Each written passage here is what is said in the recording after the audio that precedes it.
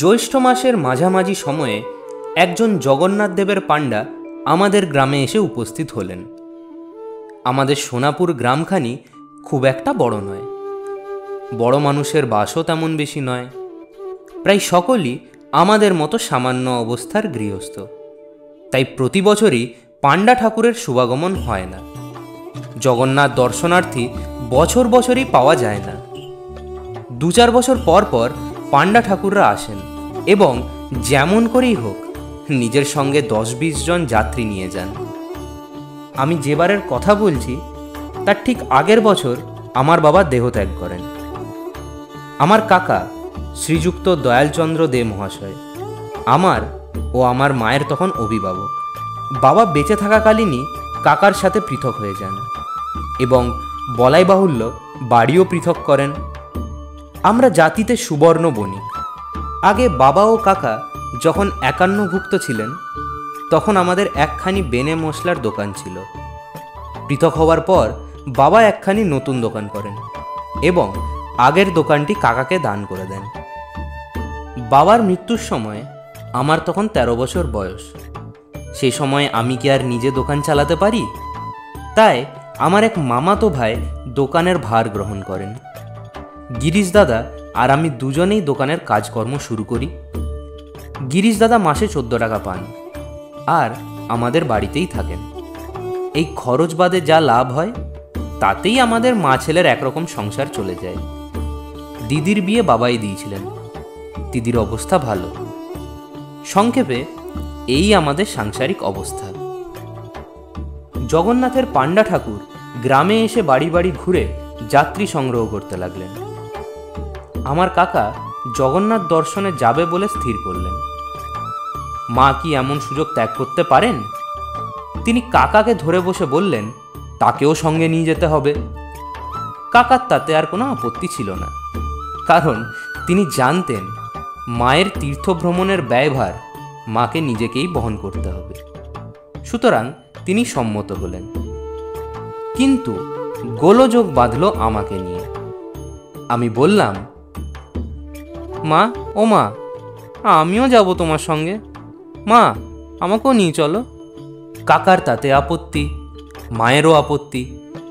আমি ছেলে মানুষ, জগন্নাথের পথ বড় খারাপ, নানা বিপদের সম্ভাবনা। 1 মাসের হাঁটা পথ, রাস্তায় চোর ডাকাতও আছে, যাত্রীদের নানান রকমের কষ্ট সহ্য করতে হয়, অনেকে প্রাণ ত্যাগ করে। এই অবস্থায় আমার মতো ছেলে মানুষকে কিছুতেই নিয়ে যাওয়া যেতে পারে না। আমি যদি সঙ্গে যেতে চাই তাহলে কাকা মাকে নিয়ে যাবেন না, তিনি স্পষ্টই বলে দিয়েছেন। মা আমাকে অনেক বোঝালেন, কিন্তু আমি কেঁদে আকুল হলাম। অবশেষে মা বললেন, তাহলে আমার অদৃষ্টে আর জগন্নাথ দর্শন নেই। যাক, আমি আর যাব না। পাপীর কি এমন ভাগ্য হয়?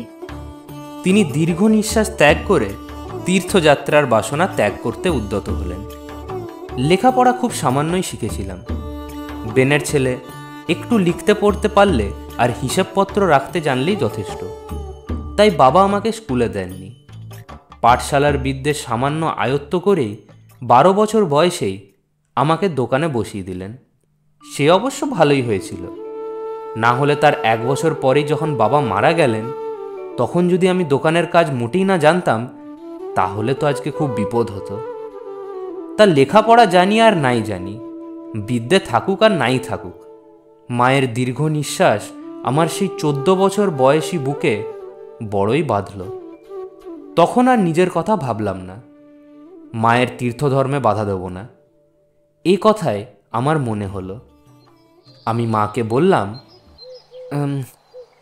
আমি ঠিক আছে মা, আমি তোমার সঙ্গে যাব না, তুমি একলাই চলে যাও কাকার সাথে।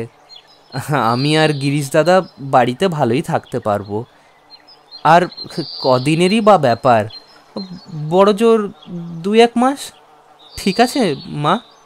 তা বই কি, 2 মাস তোরা 2 ভাই তোর কাকিমার কাছে থাকিস, কোনো কষ্ট হবে না।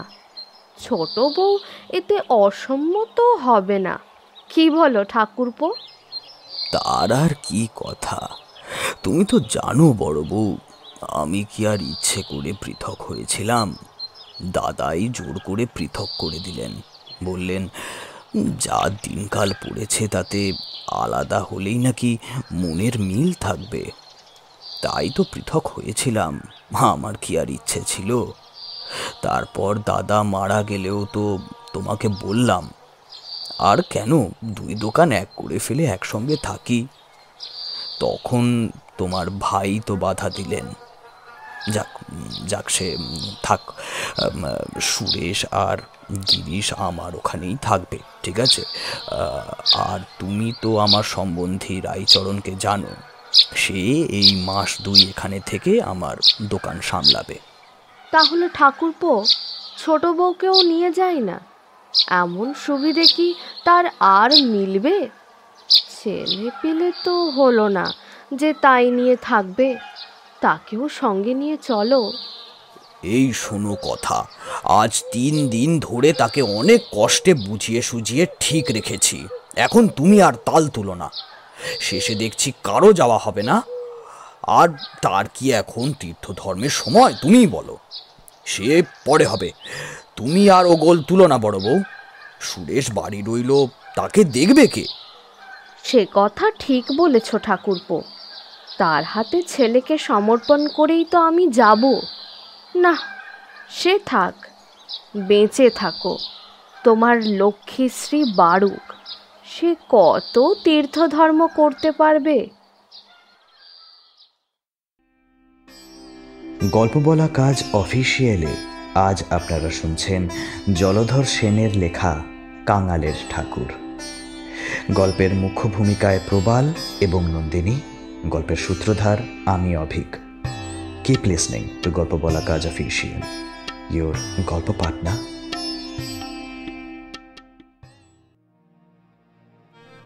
দোসরা আষাঢ় শুভ দিনে গ্রামের আরও 8-10 জন মেয়ে পুরুষের সঙ্গে কাকা ও মা জগন্নাথ দর্শনে বেরোলেন। এখনকার মতো সে সময় রেল হয়নি। তখন আমাদের গ্রাম থেকে হেঁটে গিয়ে রেলে কলকাতায় যেতে হতো। সেখান থেকে নৌকায় উঠে উলুবেড়ে। তারপর যাদের অবস্থা ভালো নয় তারা সারা পথ হেঁটে যেত। পথে যাওয়ার সময় যাত্রীরা যথেষ্ট বিরক্ত হতেন। রাস্তা কি কম? পান্ডা ঠাকুর গল্প করত। সে দেশে আমাদের দেশের মতো ক্রোশ নয়, ডালি ভাঙা ক্রোশ। রাস্তায় কোনো স্থানের গাছ থেকে একটা ডাল ভেঙে নিয়ে পথ হাঁটতে হাঁটতে যখন ডালের পাতাগুলো শুকিয়ে যেত তখন এক ক্রোশ পথ চলা হতো। তাই তখন নাকি লোকে বলতো, বাবা জগন্নাথের কথা যেন মনে হয়, পথের কথা যেন মনে না হয়। এই রকম কত কথা যে সেই সময় শুনেছিলাম তার কোনো হিসেব নেই। মা চলে যাওয়ার পর প্রথম প্রতিদিনই তার কথা মনে হতো। গিরিশ দাদার সঙ্গে মাকে নিয়েই কথা বলতাম। দোকান বন্ধ করে যখন কাকার বাড়িতে খেতে আসতাম তখন কাকিমার কাছে বসেও সে মায়ের কথাই হতো। একদিন কাকিমা বললেন, দেখ সুরেশ, তুই যে রোজ সকালে মায়ের কথা বলিস তাতে তো আর তীর্থধর্ম হবে না। এত কষ্ট করে জগন্নাথে গিয়েও দিদি ঠাকুরের দর্শন পাবেন না। ঠাকুর দর্শন পাবেন না কেন? আমরা তো এখানে বসে কথা বলছি, তাতে কি দোষ হচ্ছে? ওরে হাবা ছেলে, তুই যখন এখানে বসে তোর মায়ের কথা ভাবিস তখন তিনি যেখানেই থাকুন সেখানেই তার তোর কথা মনে হয়।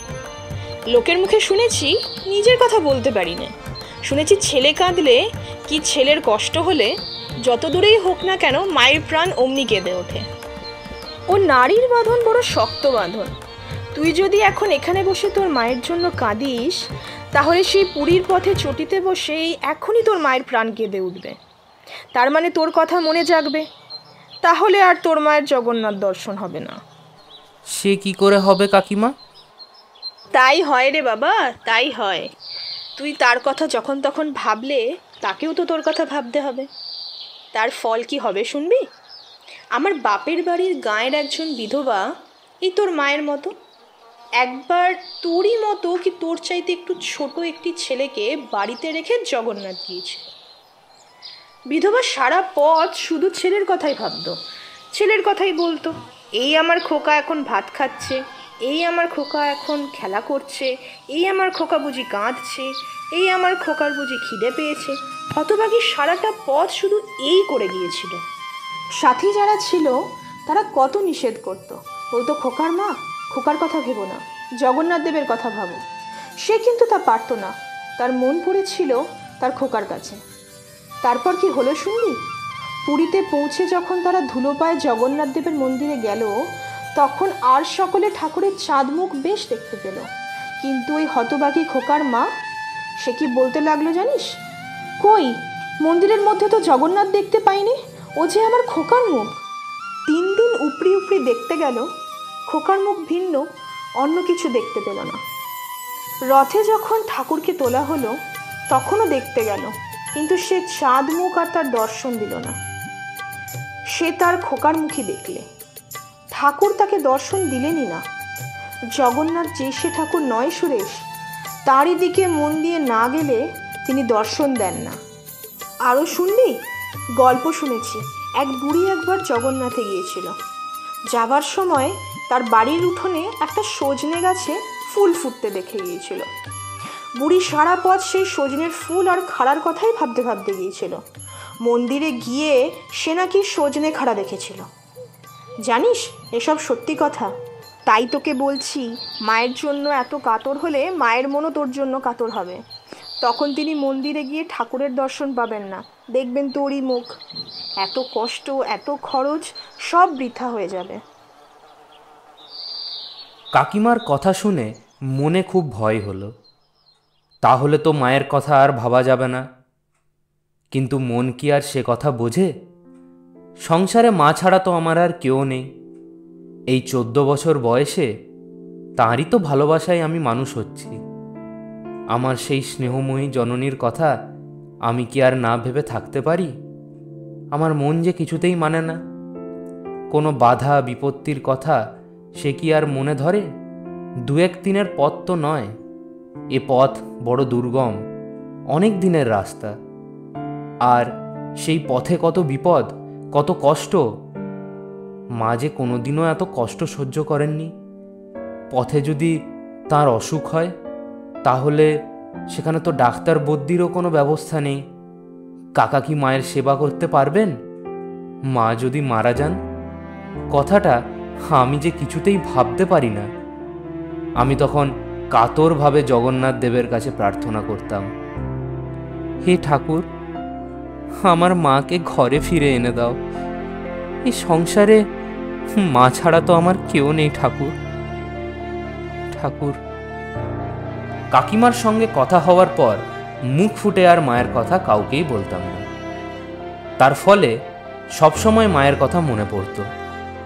হাজার চেষ্টা করেও আত্মসম্বরণ করতে পারতাম না। সেবার রথ ছিল 24-এ। 24 পর্যন্ত চুপ করেই ছিলাম। তারপর তখন আর তত ভয় ছিল না। মায়ের জগন্নাথ দর্শন তো হয়েই গিয়েছে, এখন তো তিনি বাড়ি ফিরবেন। এখন আর তার কথা ভাবলে ঠাকুর দর্শনে তার কোনো ব্যাঘাত ঘটবে না।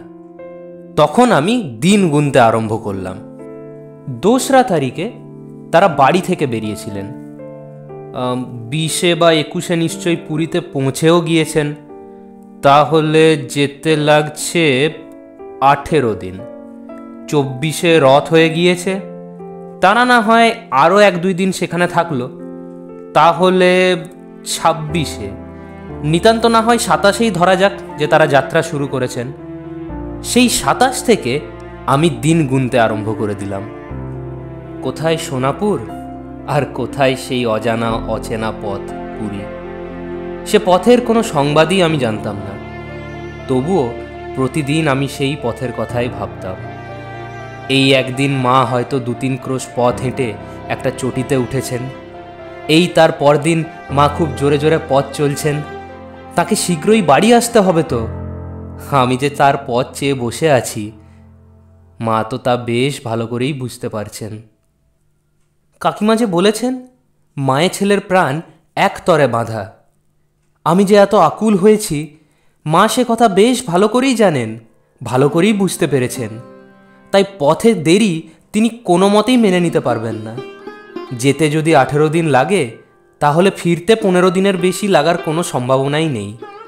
মাকে তো ছুটে ছুটে আসতে হবে।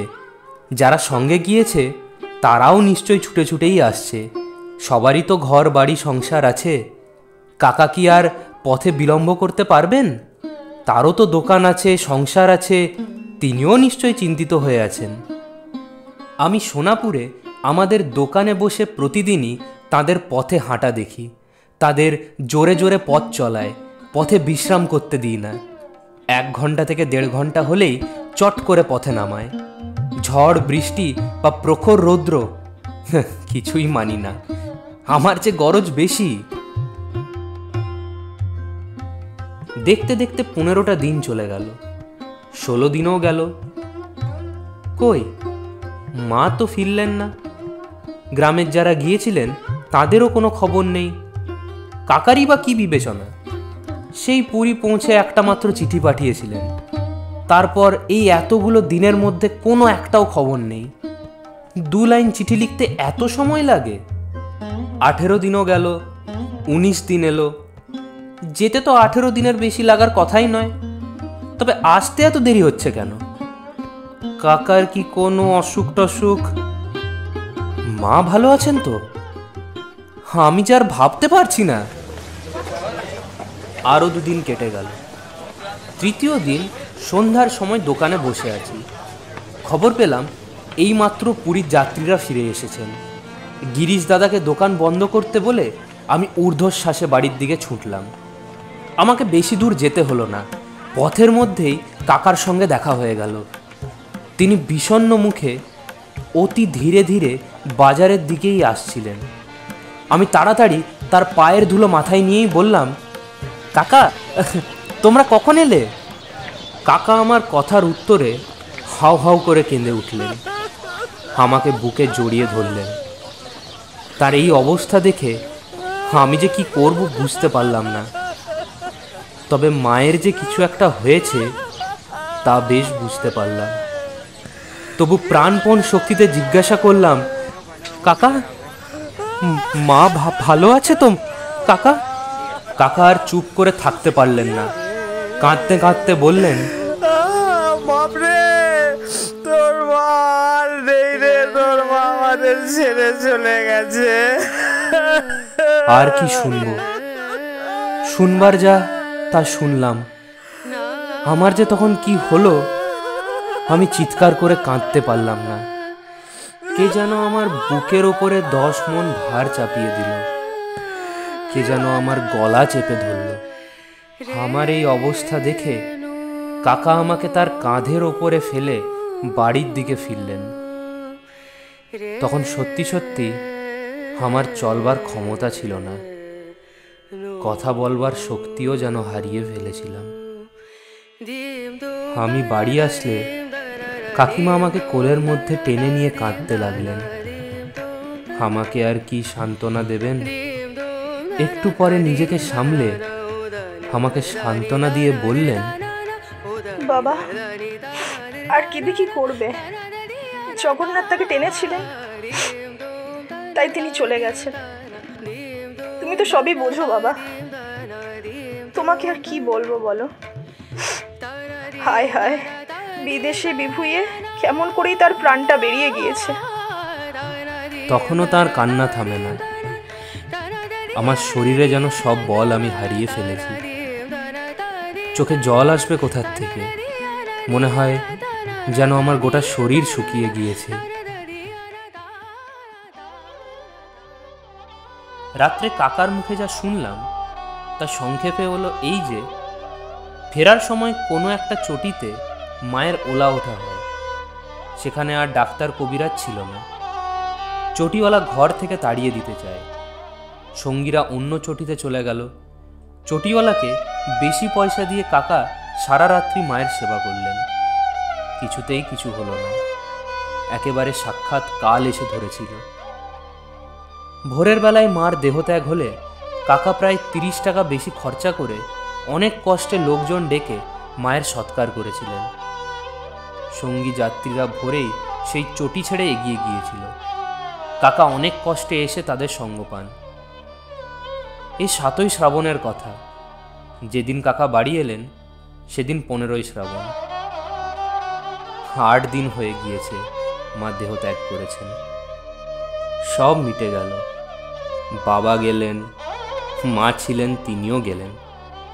14 বছর বয়সে আমি একেবারেই অনাথ হয়ে গেলাম। নিজের বলতে এক দিদি, সেও তো পরের ঘরের। কাকাই কর্তা হয়ে মায়ের শ্রাদ্ধের আয়োজন করতে লাগলেন। দিদিকে তাঁর শ্বশুর বাড়ি থেকে নিয়ে এলেন। বড় মামা ও মামিকেও আনা হলো। যেখানে যে কুটুম ছিল সকলকেই খবর দেওয়া হলো। এ যে আমার জীবনের শেষ কাজ। কাকা মায়ের শ্রাদ্ধে খরচপত্র একটু কম করতে চেয়েছিলেন, কিন্তু তাতে আমার ভগ্নী ও ভগ্নীপতি কিছুতেই সম্মত হলেন না। মায়ের বাক্সে কিছু টাকা পাওয়া গেল অবশ্য, কিন্তু সে খুব বেশি নয়, মোটে 800 টাকা। দিদি বললেন, 800 টাকা? সে হতেই পারে না। আমি বাবার কাজের সময় দেখে গিয়েছিলাম নিজের চোখে। নগদ 2500 টাকা ছিল, আর কিছু লগ্নিও ছিল। সেসব টাকা কোথায় গেল? বোধহয় লগ্নি আরও বাড়িয়ে গেছেন। তারপর জগন্নাথে যাওয়ার সময়ও 500 টাকা নিয়ে গিয়েছিলেন। সে তো আমিই জানি। ওদের জিজ্ঞাসা করলুম মরবার সময় দিদির কাছে কি টাকা কড়ি ছিল। তাতে শুনলুম সেসব কি তখন খোঁজ নেওয়ার সময়। যদি কিছু থেকে থাকে তা দিদির সঙ্গেই গেছে। যাকে মাই যখন গেলেন তখন তার কথা ভেবে কী বার হবে। কথা তো সত্যি, কিন্তু মরবার সময় দিদির কাছে নিশ্চয়ই 150-200 টাকা ছিল। তোমার কাকার কি সেসব দেখা উচিত ছিল না? সে তার কিছুই জানে না বললে। সে কথাই আর কাজ কি? আমার যা আছে তা দিয়েই মায়ের কাজ ভালো করে হোক। আর তো মায়ের জন্য কিছু খরচ করতে হবে না। সে ভেবেই আয়োজন হতে লাগলো।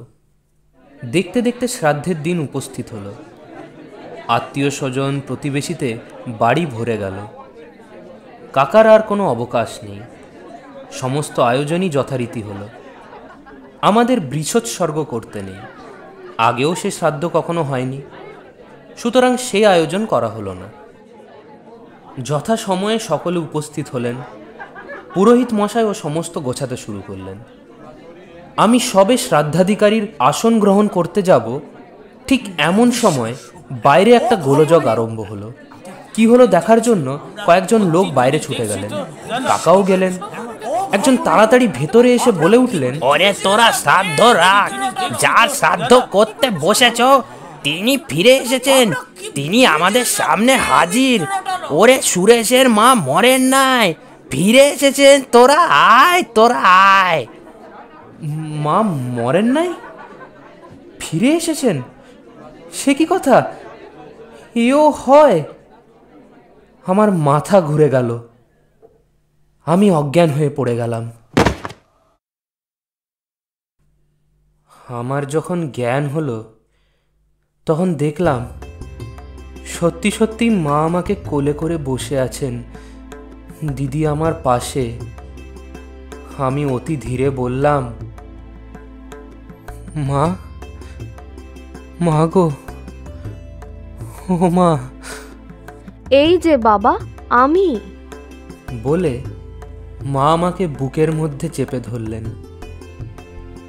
আর তো অবিশ্বাস নেই, সত্যিই তো আমার মা ফিরে এসেছেন। সে কি আনন্দ, তা আমি কি করে যে বলে বোঝাই। যে মা আজ 1 মাস হলো মারা গিয়েছেন, সেই আজ ফিরে এসেছেন। ওরে, আমার মা এসেছেন। আমার ইচ্ছে হতে লাগলো আমি প্রাণপণে চিৎকার করে বলি, ওরে, আমার মা ফিরে এসেছেন, আমার মা ফিরে এসেছেন।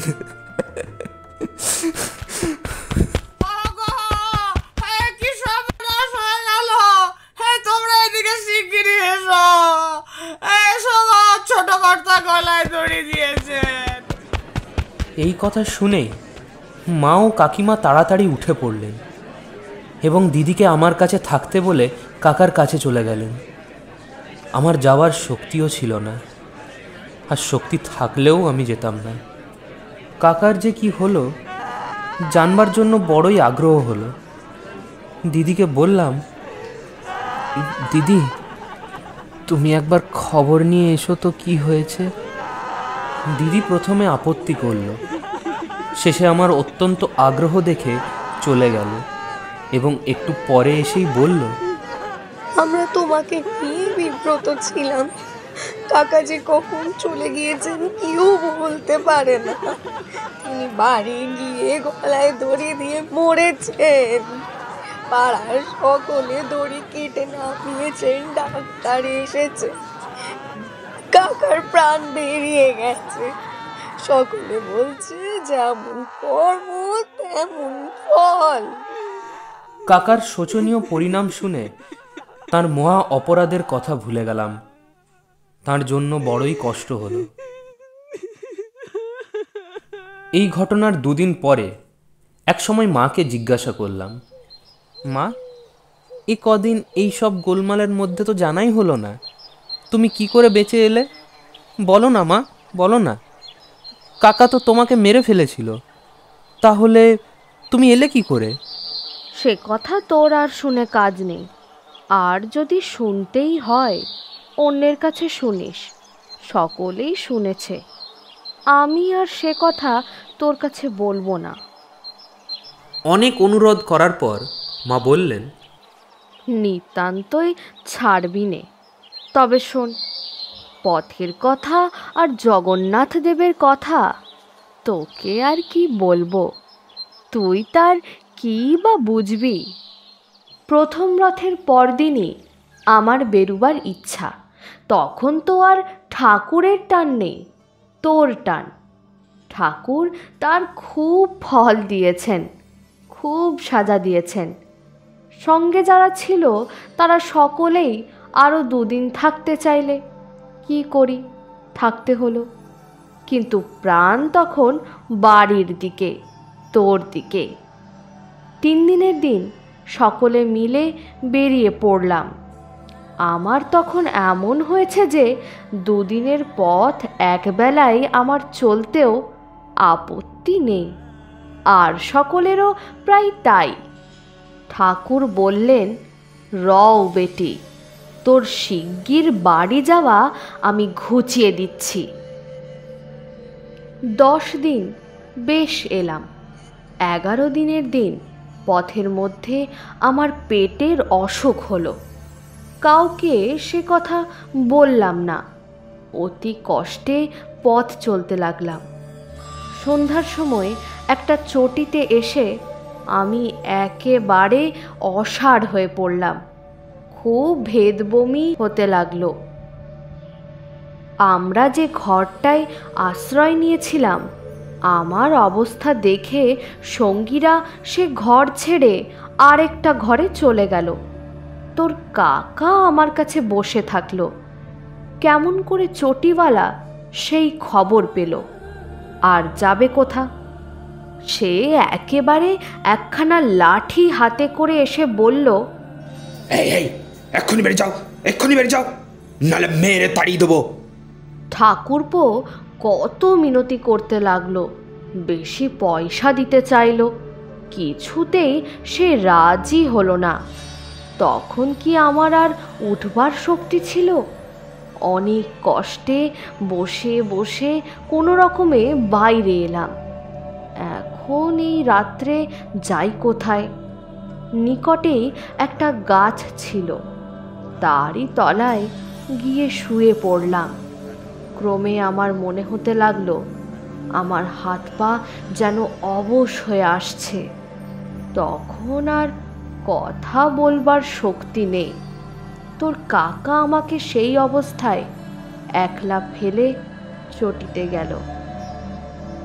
সেখানে কি হলো জানি নে, একটু পরেই দেখি সকলে চটি থেকে সেই রাত্রেই বেরিয়ে পড়ল। বুঝলাম আমাকে এই গাছতলায় একলা ফেলে রেখে সাথীরা সবাই পালাচ্ছে। তখনও কিন্তু মনে হয় নাই ঠাকুরপোও চলে যাবে, সে কি কখনো হয়? একটু পরেই দেখি ঠাকুরপো আমার কাছে এলো। আমার মনে আশা হলো সে আমাকে এমনি করে ফেলে রেখে যাবে না। ঠাকুরপো এসে কি করলো শুনবি? সে এসে আমার নাকের কাছে হাত দিল, দেখলো আমি বেঁচে আছি কিনা। তারপর আমার কোমরে যে টাকার গেঁজে বাঁধা ছিল সেইটি টেনে খুলে নিল। আমার তখনও বেশ জ্ঞান আছে, কিন্তু কথাও বলতে পারছি নে, হাত পাও নাড়তে পারছি নে। সে তখন চলে যায় দেখে আমি প্রাণপণে চিৎকার করবার চেষ্টা করলাম। আমার কি তখন সে শক্তি ছিল? সেই অন্ধকার রাত্রিতে গাছতলায় আমাকে ফেলে সে সত্যিই তাড়াতাড়ি চলে গেল। আমার বুকের ভিতর তখন যে কি করে উঠল তা তোকে কি করে বোঝাবো বাবা। সে অবস্থা যেন অতি বড় 70-এরও কখনো না হয়। তখন আমি সব ভুলে গেলাম, তোর মুখখানিও ভুলে গেলাম। ঘর সংসারের কথা তখন আমার মনে এলো না। আমার মনে এলো বাবা জগন্নাথের কথা। আমি তখন মনে মনে তাকেই ডাকতে লাগলাম, তাঁরই পায়ে মন ঢেলে দিলাম। ক্রমে ক্রমে আমার যেন কি হলো, আমার চোখের সম্মুখে সব আঁধার হয়ে আসতে লাগলো। কিন্তু মনের মধ্যে, ওরে আমার বুকের মধ্যে তখন দেখতে পেলাম ঠাকুরের সেই মুখখানি। তারপর কি হলো তা জানি নে। যখন আমার একটু জ্ঞান হলো, সে কতক্ষণ পরে তা কি করে বলবো। যখন একটু জ্ঞান হলো তখন যেন মনে হলো কি আমার গায়ে হাত বুলিয়ে দিচ্ছে। সে যে কি তা তোকে বলতে পারছি নে। আমার শরীরে যেন সেই হাত লেগে সব শীতল করে দিচ্ছিল। চোখ আর চাইতে পারি নে। চোখের উপর কে যেন 10 মণ পাথর চাপা দিয়েছে বলে মনে হলো। অনেক চেষ্টা করে একবার চাইলাম। তুই দেখলাম, শুনবি বাপ আমার, মুখে যে সে কথা আসে না। কেমন করে সে কথা তোকে বলবো? আমি চেয়ে দেখলাম, ঠাকুর, সত্যি ঠাকুর রে, সত্যি জগন্নাথ দেবের মুখ দেখলাম। তিনি আমার পাশে বসে রয়েছেন। তাঁরই সেই চাঁদ মুখ আমি দেখতে পেলাম। একবার, শুধু একবার দেখা। তারপরে আবার চোখ বন্ধ হয়ে এলো। আমি চিৎকার করে ডাকলাম, প্রভু, দয়াল ঠাকুর আমার, ঠাকুর, আর একবার আমার চোখ দুটো খুলে দাও, আর একবার তোমার চাঁদ মুখখানি দেখতে দাও। তারপর আর আমি চোখ খুলব না, আর আমি কিছুই চাইব না। হায় রে অভাগী, হায় রে আমার কপাল। ঠাকুরের আর দয়া হলো না। আমার চোখ আর খুলল না। কিন্তু তখনও সেই শীতল হাত আমার গায়ে রয়েছে। আমার তখন মুখ শুকিয়ে গিয়েছিল। আমি অতি ধীরে বললাম, একটু জল। সুরেশ, বাবা আমার, ভালো করে শোন। সত্যিই আমার মুখে কে জল দিল। সে তো জল নয়, সে চরণামৃত। তেমন জল তো কখনো খাইনি। কি যে তার গন্ধ, আর কি যে তার স্বাদ। সে অমৃত রে বাপ, সে অমৃত। আমার সকল জ্বালা যন্ত্রণা যেন দূর হয়ে গেল। এ স্বপন নয় বাবা, সত্যি কথা। আমার শরীর যেন জুড়িয়ে গেল, আমার রোগ যেন পালিয়ে গেল। যাকে সন্ধ্যার পর সকলে মরা মনে করে ফেলে গিয়েছিল, সে যে ভালো হয়ে গেল। হঠাৎ গাছের উপর একটা পাখি ডেকে উঠল। সেই ডাকে আমার বুকে যেন বল এলো। আমার চোখ খুলে গেল। আমি চেয়ে দেখি ভোর হয়ে গেছে। পথ দিয়ে যাত্রীরা সব যাচ্ছে, কিন্তু আমার কাছে তো কেউ নেই। সেই গাছতলায় আমি একলা শুয়ে আছি। শরীরে কোনো যন্ত্রণা নেই। রাত্রে যে মরতে বসেছিলাম তেমন বোধও হলো না। আমার যে অসুখ হয়েছিল তার চিহ্ন মাত্রও নেই। আমি তখন উঠে বসে হাত জোড় করে ঠাকুরকেই ডাকতে লাগলাম, প্রভু, কাঙালের ঠাকুর, এত দয়া তোমার এই অভাগীর উপর। বাবা, তোর মা কত ভাগ্যবতী। তোর মায়ের সব আশা পূর্ণ হয়েছে বাপ। আমার মতো মহাপাপী ঠাকুরের চরণামৃত পেয়েছিল, তাই বেঁচে গেছে। তারপর আর কি, সঙ্গে পয়সা ছিল না, তাতে কি? যাবার সময় এত টাকা সঙ্গে থাকতেও এক এক দিন খেতে পাইনি। কিন্তু যখন একটি পয়সাও নেই, তখন দয়াল ঠাকুর আমাকে উপোস করতে দেননি। ঠাকুর আমার জন্য আগে হতেই সব ঠিক করে রেখে দিতেন, সব ঠিক। পথে যেখানে গিয়েছি কাউকে বলতে হয় নাই, আমাকে ডেকে লোকে খেতে দিয়েছে। এ তাঁরই খেলা, ওরে এ তাঁরই। উলুবেড়ের নৌকার মাঝি আমাকে নিয়ে এলো। পয়সা নিল না, বলল, আগে তোমার কাছে তো কিছু নেই বলেই মনে হচ্ছে। থাক না থাক, তোমাকে ভাড়া দিতে হবে না। কে তাকে কথা বলে দিল? কলকাতায় এসে শিয়ালদহের স্টেশনে এক পাশে বসে আছি। একটা বাবু এসে বলল, মা, তুমি কোথায় যাবে? আমি গ্রামের নাম বললাম। সে বলল, এখানে বসে কেন তুমি? টিকিট কিনলে না? আমি কোনো উত্তর দিলাম না। বাবুটি কি ভেবে চলে গেল। একটু পরেই এসে আমাকে একখানি টিকিট দিয়ে বলল, এসো মা, তোমাকে গাড়িতে তুলে দিচ্ছি। এসব তাঁরই খেলা রে, তাঁরই খেলা। পথে যারা খেতে দিয়েছিল, উলুবেড়ের সেই নৌকার মাঝি আর স্টেশনের সেই বাবু, এরা সব আমার সেই কাঙালের ঠাকুর। ঠাকুরই এই সব বেশ ধরে আমাকে তোর কাছে এনে দিয়ে গেলেন। বাবা, একটা কথা তোকে বলি, কোনো দিন মানুষের দিকে চাসনি।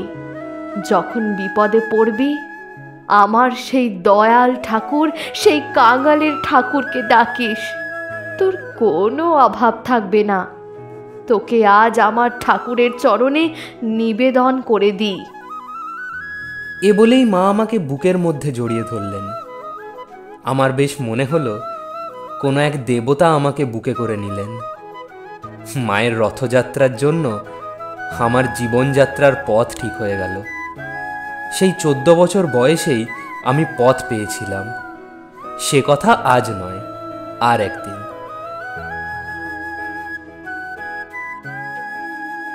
শুনছিলেন জলধর সেনের লেখা কাঙালের ঠাকুর। গল্প পাঠে প্রবাল, মায়ের ভূমিকায় নন্দিনী, দিদি সৌমি, কাকা এবং গল্পের সূত্রধার আমি অভিক। অন্যান্য চরিত্রে অভিক এবং প্রবাল। সাউন্ডস্কেপ ডিজাইন অভিক এবং প্রবাল। পর্ব পরিচালনায় প্রবাল এবং পোস্টার ডিজাইন করেছে ব্রতপ্রিয়া আর প্রবাল। আসছে দিনে আবারও গল্প বলা কাজ হাজির হবে আরও নতুন স্বাদের গল্প নিয়ে। Till then, please like, comment, share and subscribe our channel গল্প বলা কাজ অফিসিয়াল, ইয়োর গল্প পার্টনার।